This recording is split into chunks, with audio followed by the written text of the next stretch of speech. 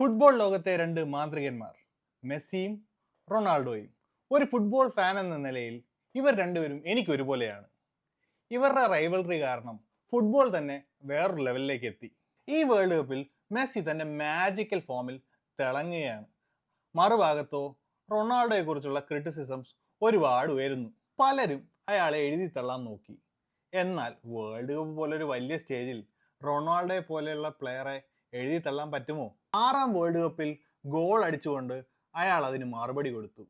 പ്രായം 41 അടുക്കുമ്പോഴും അയാൾ കാണിക്കുന്ന പാഷൻ, ആ ഡിസിപ്ലിൻ, അത് ശരിക്കും ഒരു ലെജൻഡിന്റെ മൈൻഡ് സെറ്റ് തന്നെയാണ്. ഇത്രയും ക്രിറ്റിസിസംസ് വരുമ്പോൾ തളരാതെ ഒരു കംബാക്ക്, അതൊരു ഗൂസ് പംസ് മൂവ്മെന്റ് തന്നെയാണ്. മെസ്സി തന്റെ വേൾഡ് കപ്പ് സ്വപ്നം കഴിഞ്ഞ വേൾഡ് കപ്പിൽ പൂർത്തിയാക്കി. ഈ വർഷം ആ വേൾഡ് കപ്പ് CR7 ഉള്ളതാണോ? ഈ വേൾഡ് കപ്പ് പോർച്ചുഗൽ സ്വന്തമാക്കിയാൽ അതൊരു ആഘോഷം തന്നെയായിരിക്കും ഫുട്ബോൾ ലോകത്ത്. ഒരു full circle. We are witnessing greatness. Messi and Ronaldo ഇവർ ഫുട്ബോൾ ലോകത്തെ ലെജൻഡ്സ് തന്നെയാണ്. പക്ഷേ ഈ വേൾഡ് കപ്പ് ആര് പൊക്കും? കമൻറ്റ് ചെയ്യുക.